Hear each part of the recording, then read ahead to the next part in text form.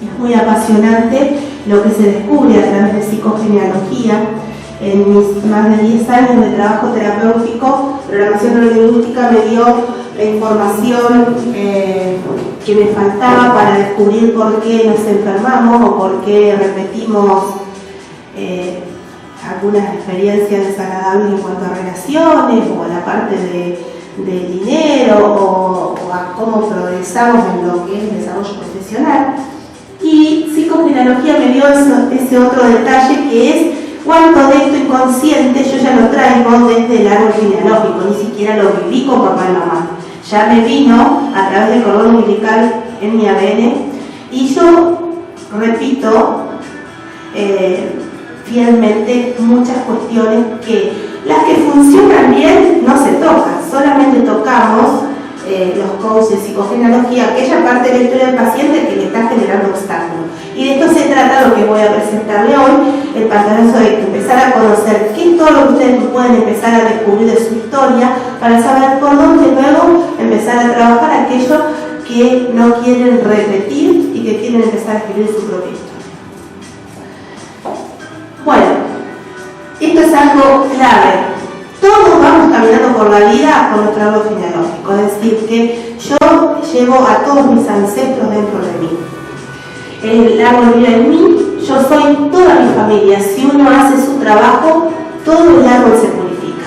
Y precisamente lo que vengo observando y la cantidad de pacientes que vengo atendiendo, tanto aquí como en Junín, que es donde atiendo personalmente también, o lo que hago en Skype, como aquel paciente que está preparado para sanar es como empujado a través de una crisis que lo desborda para el momento clave en que está preparado para la sanación. Van a descubrir acá de la fecha de nacimiento cómo somos a veces elegidos por algún abuelo, un padre, un hermano, un tío, que nos lega cierta parte de la historia porque todos los ancestros han tomado conciencia que tengo un despertar de conciencia o una apertura de conciencia más que quizás un hermano para hacer ese trabajo de sanación. Bueno, ¿quién descubrió psicogenealogía? Esta mujer sigue viva, Anne Berger. Ella es nacida en Rusia, luego nacionalizada en Francia, y ella creó esta técnica teniendo muchas teorías y escuelas de pensamiento en sus bases teóricas. Y ella fue la que le dio justamente de la sociedad francesa este impulso inicial a esta técnica. Ella es psicoanalista, es decir, es psicóloga tradicionalmente, analista de grupo, psicóloga social, y eso de ser psicóloga social, como yo también tengo este título, es lo que la hizo mirar el contexto familiar de cosas que empezó a descubrir en los grupos de sus pacientes. Una de las primeras terapeutas que utilizó el psicodrama de Moreno en Francia, ella estudió con él, tomaba el té con él, y Anne todavía sigue viva, Moreno ya murió. Profesora emerita de Psicología en la Universidad de Niza, colega de Jacques Lacan y de Francois Dorton, aún vive en Francia. No, Lacan es el que modificó una parte de lo que Freud descubrió, ¿no? Y Dorton trabaja mucho lo que es terapia de familia. En la Argentina, bueno, esta es mi profesora, es la discípula directa que convive con Anne, escriben libros juntos, y es la que recibió los derechos de autor de Anne para trabajar en Argentina y en toda América Latina de esta técnica, ¿no? Lo estudié en la Universidad de Belgrano, aquí está la imagen, la decana de la universidad y Evelyn. Solamente de posicionarnos en el lugar de la seriedad de lo que van a estar aprendiendo. Fuimos 9 alumnos de la primera línea de egresados y soy la única en Entre Ríos y el litoral que trabaja. Y esa pregunta de la hija le hizo empezar a observar qué pasaba en la historia de su paciente. Y así fue que empezó a descubrir esto del síndrome aniversario. Encontró eso que se llama repeticiones. Entonces, el inconsciente colectivo, que es una palabra clave en la teoría de Carl Jung, es aquello en lo que todos estamos interconectados y estamos como atrapados, ¿no? hasta que se hace consciente.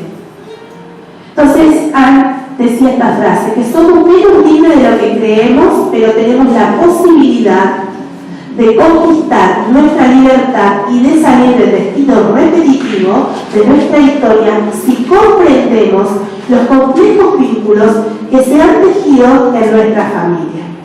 Y acá una palabra clave que señaló, comprendemos. Cuando yo trabajo en psicogenealogía con los pacientes, le hablo que no se trata de juntar información, sino de llegar con esta información a la comprensión de la historia y saber de qué me tengo que liberar para poder escribir una nueva historia. Con psicogenealogía el mismo paciente trabaja todo y se involucra en la resolución de aquellas cosas que tiene que cortar, que tiene que cambiar. Esto está acá en la fecha de gestación. Porque al momento de nacer me voy 9 meses para atrás y es esto, pero es más fácil funcionar así. Le suman 3 meses y ya saben la fecha de gestación. Es muy importante estas 3 fechas: la de nacimiento, la de gestación, y esta significa que yo para estas personas también estoy conectada. Es decir, que las personas nacidas en abril, en enero y en octubre conmigo son dobles. ¿Ves? ¿Sí? Que yo tengo, en mi caso, le sumo 10 días o le resto 10 días. Es decir, 13 o 3 de febrero. Entre estas fechas, todas las personas nacidas son doble vida, por fecha de nacimiento. A veces los dobles los encontramos en algunas cosas desde lo positivo y muchas veces desde la complicación. Doble en fecha. De nacimiento. Ahí. O de día. De días. Siempre tienen que fijarse, ojo, acá. Estamos hablando 23 de enero, 10 días antes y 10 días después. Puede ser ese margen. En abril hacemos lo mismo, 10 días antes y 10 días después. En octubre hacemos lo mismo, 10 días antes y 10 días después. Esas personas tienen conexión con nosotros. Quiere decir que las que nacieron en abril nacieron mientras yo estaba siendo gestada. Compartimos programas de las personas de la familia, que es muy importante porque ustedes van a estar repitiendo programas, pero también en la vida se van a encontrar con personas con las que se les complica la vida, parecido a ese programa que heredaron de su padre o de una tía o de una abuela. ¿Sí? Por ejemplo, puede ser que yo tuve una madre manipuladora y tengo un problema con una compañera de trabajo que también me hace lo mismo. ¿Y qué resulta? Le digo, tírame la fecha, es doble de tu padre. Estás en la misma conexión. ¿Y por qué pasa esto? Porque yo repito la historia, porque mi inconsciente cada vez que me separa la molestia, porque quiere que yo salga. Entonces, las cosas que molesten en su vida, bienvenidas sean, porque es la realización de lo que yo tengo que decirle sanar. Esa molestia está empujando para que yo me libere. Entonces dejamos de quejarnos y empezamos a ser protagonistas de lo que me quiero liberar. Entonces, la fecha de defunción, ¿qué me dice? Yo puedo heredar proyectos sentidos. Ya con 10 tiempos de largo lo van a entender mucho más fácil. Proyectos sentidos es cuando alguien murió en una fecha o de mi cumpleaños o de mi gestación y entonces me transfirió la historia que no pudo terminar de hacer. También soy fantasma horizontal, que sería yo soy esta, ¿no? Y este murió antes que yo naciera, porque igual lo abortó, lo perdió o murió al año, no sé, de leucemia. Yo soy la que sigo, soy un fantasma horizontal, hijo de restitución. Yo vengo a restituir la desaparición de mi hermano. Un peso terrible. Ahí donde tengo que hacer la carta de duelo de ese peso, porque yo estoy cumpliendo la vida que él no pudo cumplir. Entonces, también nace inmediatamente después de la muerte sí, del abuelo. Sí, carga con ese programa. Y entonces es un fantasma vertical. Sobrino, nieto, ¿por qué sobrino? Porque esto puede ser mi tío y entonces yo paso a ser el sobrino, el tío es el hermano del papá de papá, va a estar acá al lado. Yo soy el que estoy abajo, entonces verticalmente soy carta cuaderna. ¿De qué necesito liberar? Y como vamos a ver en el otro taller de la sombra, entiendo qué me está mostrando el otro desde la molestia, que es algo que tengo que liberar yo. Me posiciono en otro lugar, ¿no? Por ejemplo, si yo tuviese un conflicto de dar un sentido a mi papá, todo el tiempo estaba haciendo eso, ¿no? Como trabajando lo que ella quería, haciendo todo para que ella esté feliz. Y yo me corro de ese lugar, ¿no? Ya no voy a estar respondiendo a eso. Y voy a empezar a tener mi verdadera historia, a partir de ese duelo que logro hacer. Entonces ya no estoy en ese lugar. Es como que a veces les digo, si yo tenía acá adelante una persona que lo manipulaba, ¿no? Y yo inconscientemente respondía siempre a esa respuesta, ¿no? A esa me mata. Yo me corrí de ese lugar, ¿no? Esa persona no me encuentra paz, no puede actuar porque yo me corrí conscientemente de ese lugar. Significaría que ya le dejo de pedir a esa persona, tratame como vos querés porque yo me dejo. Salí de ese entrampe inconsciente. Y me paré en un lugar, en el primer lugar que digo, ¿no? Estoy en mi lugar, en el lugar de Patricia. Y desde este lugar elijo cómo quiero ser tratada afuera. Entonces, de esta manera yo ya no le pido a un maltratador porque salí del lugar de víctima. Si yo estaba acá, yo estaba en el lugar de víctima. Y una víctima trae un manipulador, un maltratador, un abusador, un sacador de provecho, ¿no? Alguien que siempre me hace trabajar con los que no trabajan. Cuando yo entendí que estoy respondiendo a ese programa, me salgo. Y esta fue la gran diferencia cuando yo escribí Despertar por la mujer que puede. Ahí descubrí la clave por qué la violencia de género está todo maltratada a nivel social. Y no la resuelve, crece cada vez más. Porque la mujer que está en un lugar de sumisión, de maltrato, de desvalorización, sigue pidiéndole a un victimario que le siga haciendo eso, inconscientemente, porque está en ese programa. Ahora, cuando yo desperté, tomé conciencia que yo estaba en ese programa y digo, no quiero más esto en mi vida, me libero. Si ese programa lo repitió mi abuela, o de dónde vino, o lo repetía porque mi mamá sostenía una relación violenta, yo me voy de ese lugar y empiezo a trabajar en mí, empiezo a decir lo que valgo, empiezo a dar mi primer lugar, empiezo a decir que sí o que no, de acuerdo a lo que Patricia quiere, en coherencia con ella, en lo que a ella le parece que es sano, y dice que no a lo que no es sano, ya no atrae un maltratador. Atrae experiencias afuera de respeto, de valorización, iguales como las que ella se da dentro. Entonces tiene que ver con qué lugar social estoy ocupando en ese psicodrama, ¿no? En el que yo estoy conviviendo a nivel social. Cuando la mujer o el hombre sale de ese programa de maltrato, manipulación, comienza recién a elegir a qué modo quiere vivir. Porque salió de ese trampe consciente que estaba repitiendo y estaba siempre haciendo lo que otros le estaban pidiendo, que sería esta marca del deseo del otro. Darme cuenta que yo estaba haciendo el deseo del otro, no el mío.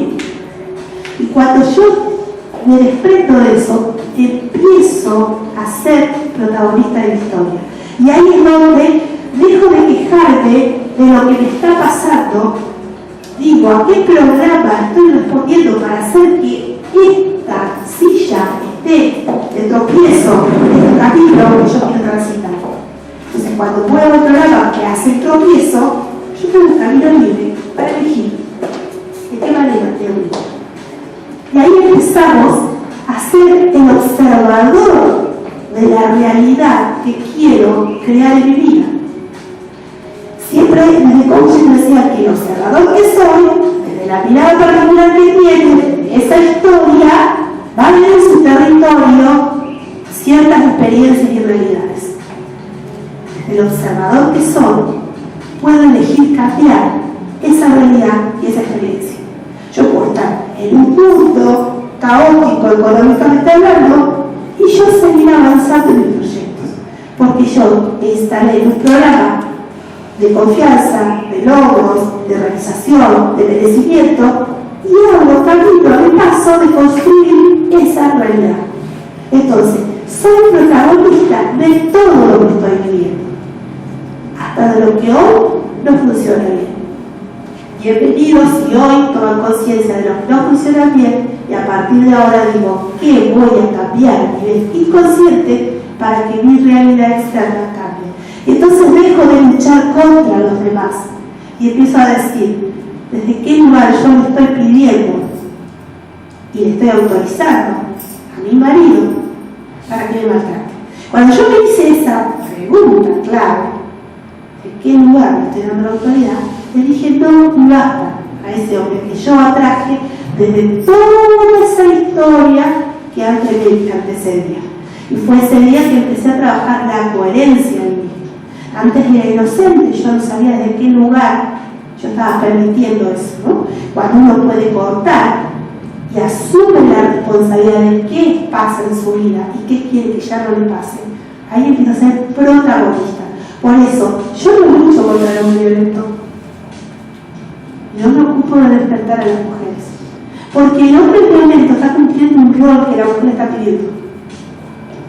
Y ese hombre también tiene una sombra que no está sabiendo manejar, que es no tener el permiso social de expresar sus emociones. Porque el hombre tiene que ser macho y aguantársela. Entonces está cargando dolor. Y cuando yo no puedo más con el dolor, lo exteriorizo a los gritos, a través del maltrato y luego a través del golpe. Entonces, la violencia es un fantasma que se desvanece cuando yo despierto a valorarme y a traer otro tipo de experiencia.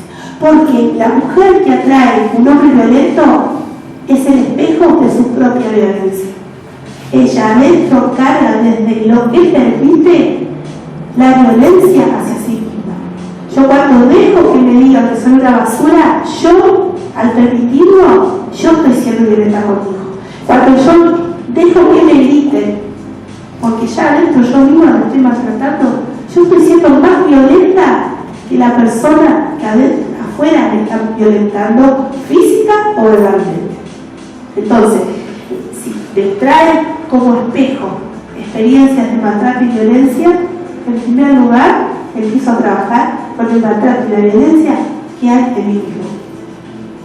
El paciente es, ¿qué está permitiendo?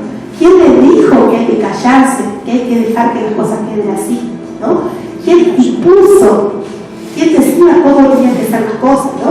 Bueno, eso se investiga en el árbol y se trabaja en ese programa inconsciente. Y cuando se tocó el programa clave, cambia toda la historia. Es apasionante cómo las vidas comienzan a vivir diferentes, cómo las familias se comienzan a saber. Porque cuando la mujer se ubica en un lugar de valoración, le muestra otra realidad a sus hijos. Muestra a esos hijos que valorarse y decir no y basta a ciertas experiencias de maltrato o de falta de respeto es lo correcto.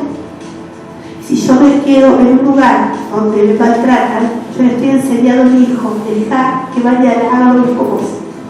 Entonces, cuando trabajo en lo social, en el fondo de todo lo que trabajo con ustedes, yo estoy trabajando por sus hijos.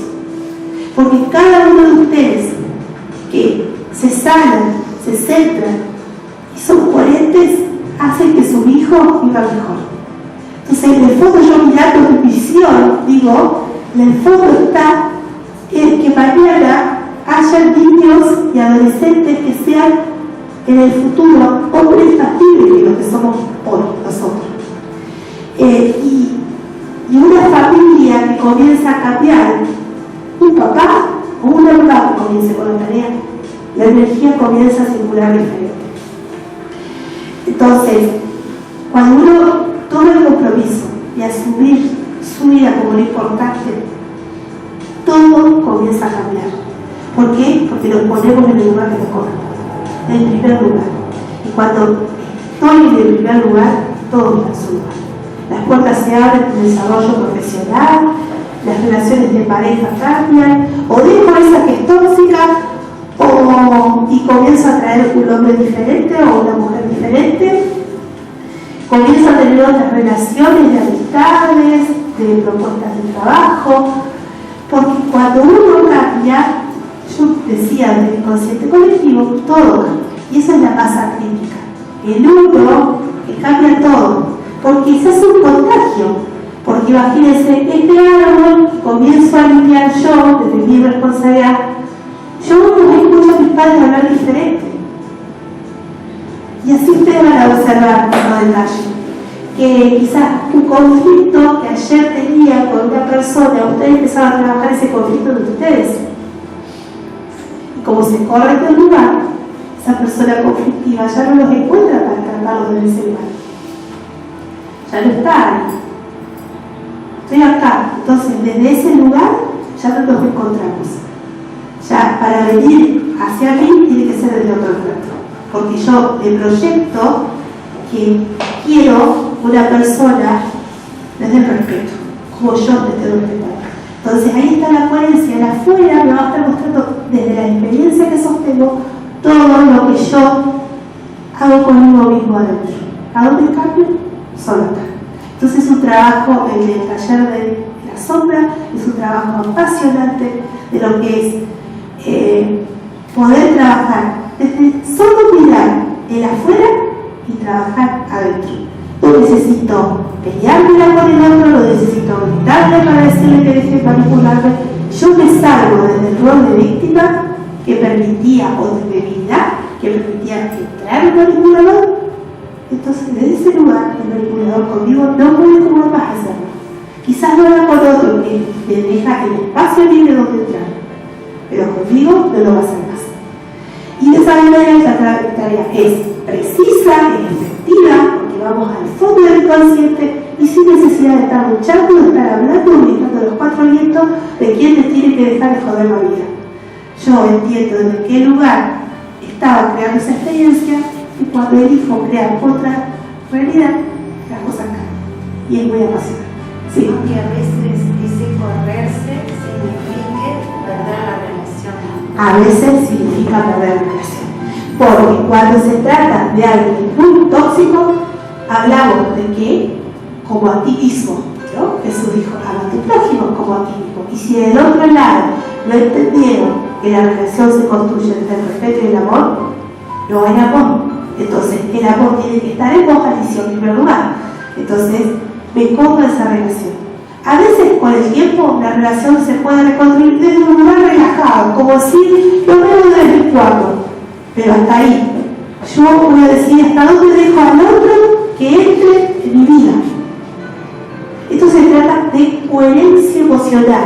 La biología, el cuerpo va a hablar del toque cuando yo permití otra vez que alguien entre y juegue conmigo. Ahí, ¿qué pasó? Yo dejé de ser coherente. Yo dejé que eso pase. Y poner un límite no significa que vos estás siendo irrespetuoso. Estás siendo irrespetuoso con vos si no pones el límite. Estás siendo respetuoso con vos si pones el límite. Y eso tendrán que aprender en la vida con vos, desde ser vos su maestro, a respetar la humanidad. Y para él, él va a ser tu maestro, para vos, porque vas a sostener la coherencia. Cada vez que quiere intentar y vos no lo estás sosteniendo tu aprendizaje. Compañero de trabajo, porque acuérdense que nosotros atraemos doble por todos lados. De aquel programa que todavía no cortamos, vamos a seguir repitiendo la historia. Si lo repetimos, no se enojan. No sirve nada el enojo. Transforme la fuerza del enojo en el logro del objetivo. Volví a empezar con la misma piedra, tengo que escalar un poco más. Tengo que reforzar quizás mi carta de duelo, tendré que reforzar algo más en la terapia, que falta o que está escondido detrás. Siempre el otro es mi espejo de lo que yo necesito saber. Con el que me pone el piso, con el que yo tengo el encontronazo, la diferencia, con ese yo tengo una historia pendiente. que está escondida en mi auto y él me lo está buchoneando. ¿Qué me dice el espejo? Bueno, hay muchas cosas por descubrir, que eso lo vamos a conocer cuando trabaje el tema del espejo. Es apasionante. Yo con los pacientes les digo, le traen el árbol, cuál es tu molestia, y ahí descubrimos cuál es el punto débil o el exceso que tiene que trabajar. ¿Trabaja eso? Y la historia le cambia totalmente. Por ahí, entendiendo eso, o por ahí decís en tu trabajo, tal vez con alguna persona, no te llevas también. Claro, en la exteriorización tenés que averiguar la fecha de nacimiento, puede ser que estés tratando alguna situación de alguna entre dos, ¿cómo? Si yo no tengo problema, ellos dos siempre se encuentran. Claro, y ahí puede ser que te está mostrándote algo que vos tenés que empezar a hacer y lo estás haciendo y que te molesta porque él sí se lo permite. Entonces vos estás en un exceso o en una carencia, y de eso se trata. Uno trabaja siempre para equilibrar, o hay un exceso o hay una carencia. Yo tengo que empezar a hacer algo o tengo que dejar de hacer algo. De eso se trata. ¿Sí? El intento de suicidio con esto que te conjugar con... El intento de suicidio es otra cosa que uno tiene que comprender. La persona que se suicida o intenta suicidarse está buscando liberación. La intención positiva del suicidio es buscar paz. Donde de otro modo desaparezco. Claro que deja una carga emocional en el árbol, pero nosotros, por eso se trata de una vergüenza, de algo que se oculta, de lo que no se habla. Pero nosotros tenemos que entender con una mirada comprensiva que aquel que se suicidó, que en mi historia es aquel bisabuelo que se suicidó delante de mi padre cuando tenía 5 años. Entonces esa historia la tiene mi abuelo, la tiene mi abuelo, siempre cargó la culpa del suicidio de su papá. Y entonces esta es parte de la historia que yo desde la comprensión estoy sanando. Porque a él tenía una historia muy pesada que lo llevó al suicidio, ¿no? Algo lo apretaba, lo ahogaba, que el suicidio fue el camino más fácil que pudo encontrar. Entonces, todos tenemos que sacar los juicios y poner comprensión en los demás. Allá no pudieron hacer mejor. No voy a seguir repitiendo, no voy a justificar, me voy a liberar. Y mi liberación termina siendo la liberación de todos, y principalmente por mí y por mí, que sería mi próxima responsabilidad, que a todos nos compete hacer este trabajo, por mí y por el que dejé como descendencia. La persona que no se ama no puede amar a nadie, porque está fallando desde entrada, no está en amor en sí, no puede construir una relación con nadie. Siempre va a ser desde un desamor. Entonces, en el árbol se saben muchas historias de desamor. Porque no nos enseñaron a amarnos. Siempre nos teníamos que hacer algo para el otro. Esto es una confusión religiosa creada. Piensan que siempre en las iglesias no hablan de amar al prójimo, pero no hablan del final como activo. Siempre están hablando de amar al otro, de hacer las cosas con el otro, de ser comprensivo del otro. Ajá. Olvidando de yo, podemos sacar algo, por ejemplo, le digo a un paciente, ¿puedes dar algo de una bolsa vacía? No, no sé qué estás dando. O uno mismo se pone que hace por el otro, sin que el otro le diga, tenés que... Claro, y ahí, en realidad, lo que yo estoy haciendo es darle al otro mi necesidad. Yo soy la que estoy necesitando ayuda y ayudo para que me ayuden. Entonces estoy proyectando algo, pues yo tengo que ayudar si primero si quiero, si puedo y si me pidió mi ayuda. Si no, todo lo que hago ayudando a un otro se llama manipulación. Estoy invadiendo su vida, estoy creyendo que necesita mi ayuda y en realidad lo que yo estoy viendo ahí con mis ojos, la ayuda que yo necesito. ¿En quién tengo que trabajar? En mí. Si el otro no me pidió ayuda, no tengo que meter esa ayuda. Es su historia, tiene ojito, boquita, corazoncito, cerebrito, patito, para acomodar su vida como yo tengo que ocupar de acomodar la vida. Y justamente, el meterme a ayudar a todo el mundo, meterme donde no me llamaron como querido hospital, es escaparme a mi sombra. Es un modo, las personas que están vestidas